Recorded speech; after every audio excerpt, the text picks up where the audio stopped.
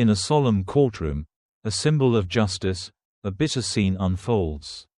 A seasoned white judge, long embedded in the legal system, casually hurls a racist remark at a black man, unaware that the man he's belittling is none other than Malik Carter, the newly appointed chief judge of the federal court. Malik is no stranger to this system. He is a resilient, courageous man who has climbed the legal ladder against all odds, breaking through barriers of prejudice and systemic bias. From a young, idealistic lawyer to a beacon of hope for justice reform, his journey is a testament to relentless perseverance. Upon his appointment, Malik knew the title came with not just power, but the heavy weight of a long, unjust history. He didn't assume his role with grand speeches or flashy gestures. Instead, he chose silence, observing from the back rows like any other citizen, taking detailed notes, seeking not noise but truth. And that truth emerged quickly. Beneath the robes and rhetoric lay contemptuous glances, unfair rulings, and subtle yet insidious racism. He saw how defendants of color were interrupted more, shown less empathy, and received harsher sentences than their white counterparts. The court, meant to be the final fortress of fairness, had become a tool for preserving the old order. Malik knew he couldn't dismantle such a system with outrage alone. He needed evidence, insight, and a deep understanding of where injustice took root. In his silence, he prepared for the moment he would rise, not just to defend himself, but to ignite hope for a generation yearning for real justice. Day after day, Malik Carter continued to quietly sit at the back of ongoing court sessions, blending in with the crowd. He looked like any ordinary spectator, no title, no authority, no signature black robe. But in the silence, Malik saw more clearly than ever. The legal system was fracturing from within. Each trial was a mirror reflecting harsh truths, interrupted defenses, disdainful glances from the bench. He noticed subtle shifts in tone and posture, the difference in how judges treated poor defendants of color compared to wealthy white ones. Something was deeply wrong. Harsh sentences were handed down under the guise of law. But Malik knew it wasn't law they were upholding, it was prejudice. One name surfaced repeatedly in the cases he observed: Judge Richard Brooks, a man who had presided over the courtroom for over 2 decades. Famed for his hardline stance against crime. To many, Brooks was the embodiment of integrity, but to those on the wrong side of skin color and social class, he represented legalized injustice. In one hearing Malik attended, a young black woman was charged with petty theft. She claimed she was too poor to survive. Her story rang true, from the slums. A broken home, surviving on charity. But Brooks didn't listen. He interrupted her, avoided eye contact, and delivered a long, merciless prison sentence in a tone as cold as steel. The room fell silent. Malik clenched his fists, fury rising, not at the sentence itself, but at the inhumanity behind it. He'd practiced law, fought complex cases, but never felt such emptiness. No justice, no empathy, just cold, bureaucratic condemnation framed by authority. And then he saw it. This wasn't an isolated case.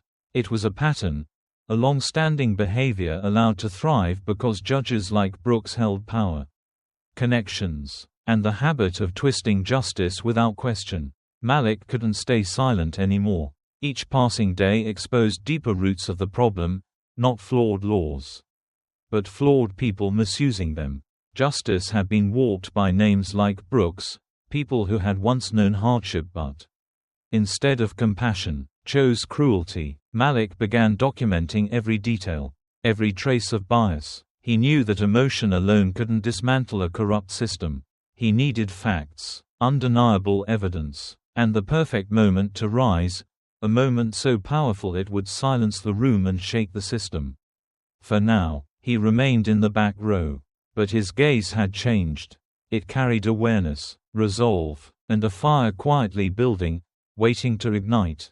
Over the following weeks, Malik Carter continued to observe, listen, and take notes, as if his very soul had merged with the heavy, suffocating rhythm of the courtroom. What was once considered a temple of justice now appeared to him as a stage, where a select few, cloaked in black robes, played God with the lives of others. Among those performers, Judge Richard Brooks remained the central figure, cold, powerful, unmoved. What troubled Malik most wasn't just Brooks's harsh rulings, but the icy indifference in how he listened. A dismissive glance, a sarcastic question, or a careless look was enough to make any defendant feel small, inferior, and hopeless. In one particularly charged hearing, Malik witnessed a case involving civil rights. A black man stood accused of excessive force during a peaceful protest against police brutality. The courtroom quickly turned into a battleground, justice seekers on one side, defenders of the old order on the other. The first witness, a female community activist, recounted the scene with calm resolve and deep passion. She described protesters being pushed, beaten, cornered like criminals, but from the moment she opened her mouth, Brooks turned away, pretending to read documents, as if her words had no weight. Then, in a voice dripping with sarcasm, he interrupted, "Are you an expert on civil rights? Or just someone desperate to feel important?" The courtroom froze, but the woman didn't flinch. She replied, unwavering, "I don't need a degree to know what justice looks like. I live it. I've seen it trampled." Malik felt his blood boil. Brooks wasn't just dismissing testimony, he was erasing the voices of a generation fighting to be heard. Next came the defendant, a young black man accused in the protest. Nervous but steady, he recalled being thrown to the ground, his nose bleeding as he held a sign that read, "Justice for all." Malik saw the truth in his eyes, the conviction in his trembling hands. But once again, Brooks scoffed, cut him off, questioned his motives, and acted as though the trial was a waste of his time. That was the breaking point. Malik stood. The screech of his chair echoed through the room. All eyes turned. Calm, composed, impeccably dressed. No one expected this man to be the highest authority in the federal judicial system. With a voice both steady and sharp, Malik declared, "Your Honor, I can no longer remain silent while justice is being strangled by prejudice and unchecked power." Brooks looked up, startled and irritated. "Who are you? Just another outsider disrupting my courtroom."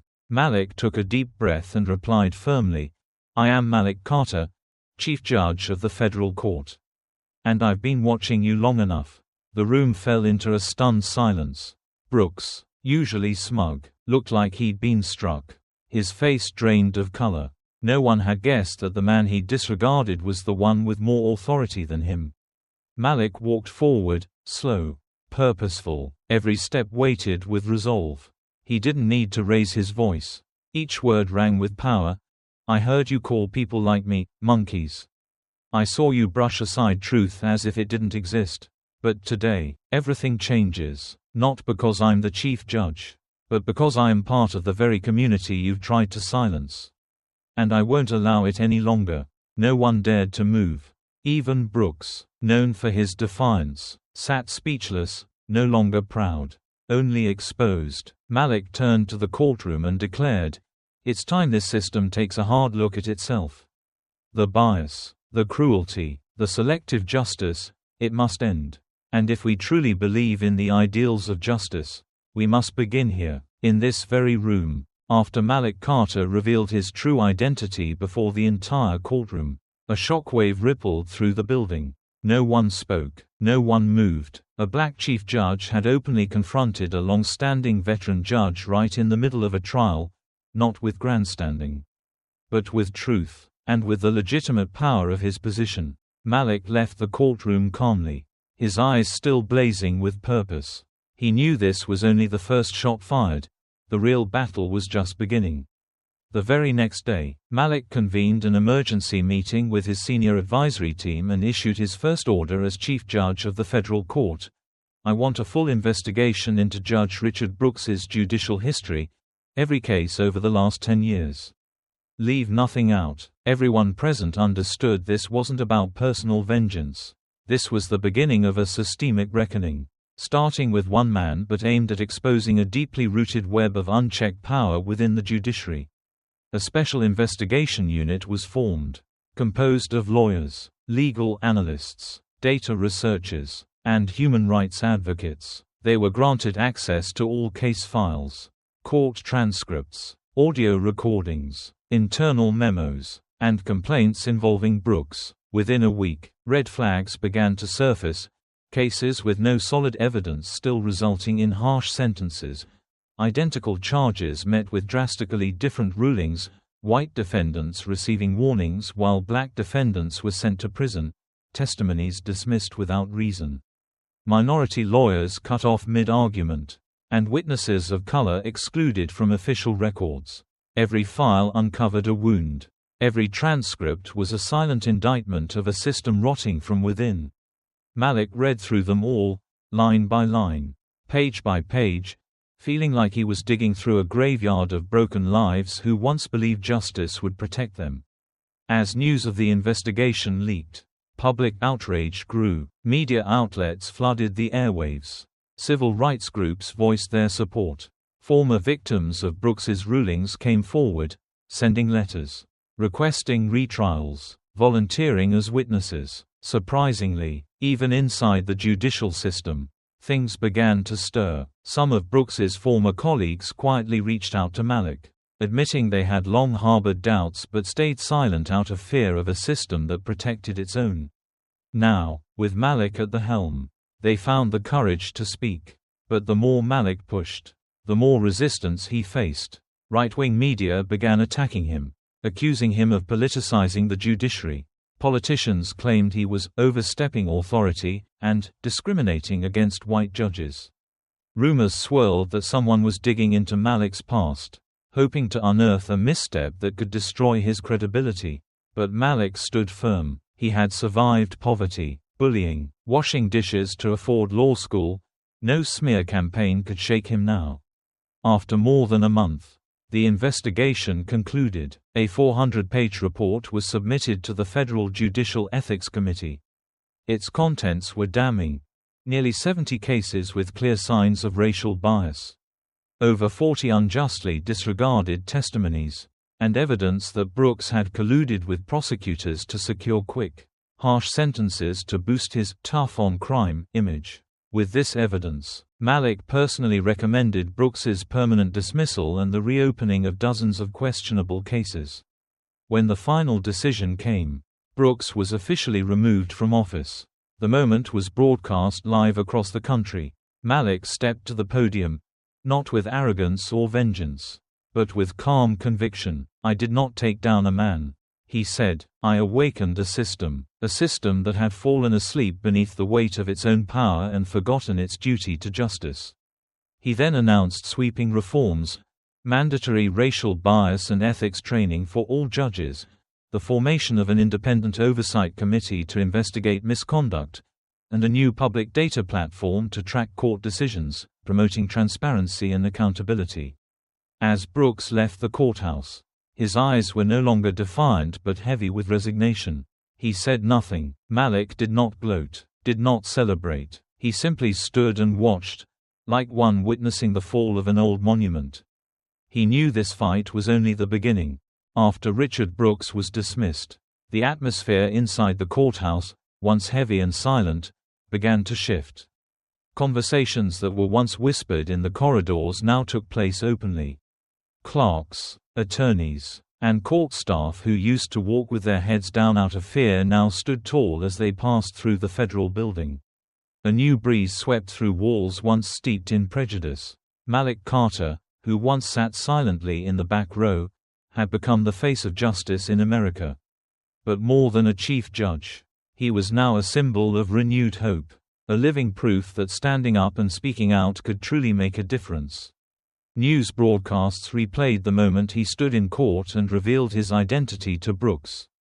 Hashtags like #JusticeWithMalik, #CleanTheCourt, and #NoMoreBrooks flooded social media.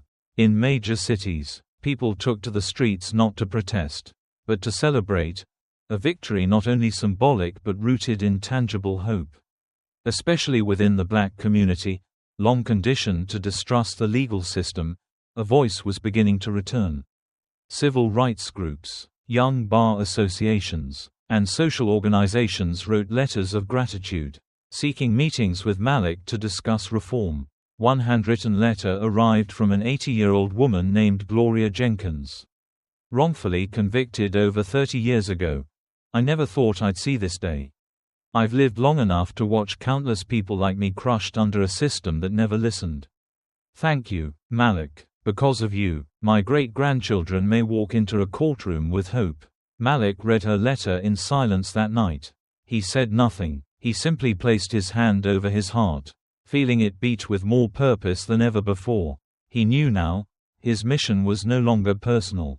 It was for millions. But where there is light, there is always shadow. The more Malik's influence grew, the more clearly the threats emerged.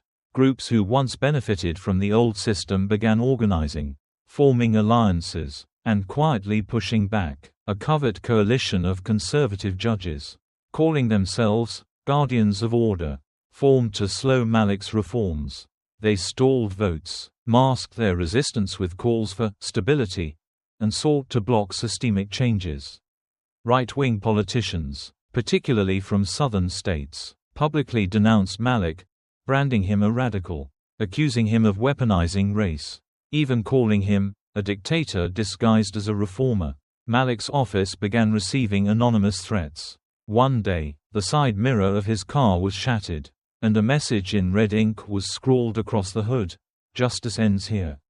Meanwhile, in the Senate, a bill titled the Federal Judicial Oversight Restoration Act was introduced, its true purpose, to strip Malik of his ability to intervene in biased state-level cases. Though dressed in legal language, everyone knew it was a political counterstrike. Malik understood, passion alone wouldn't win this fight.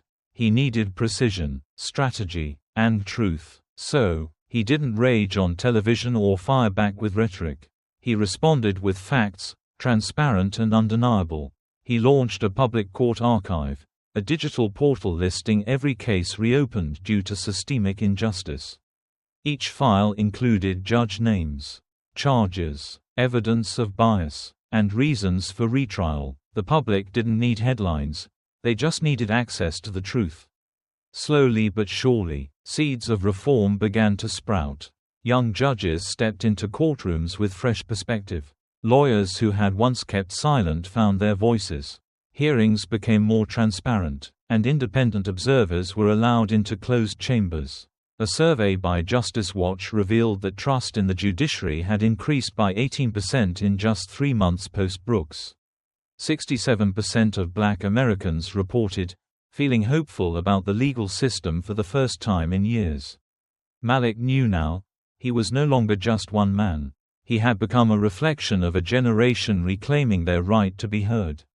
And in the quiet halls at the end of long days, he often stood alone beneath the hallway lights, remembering his mother, the woman who once knelt in court begging mercy for a man already lost.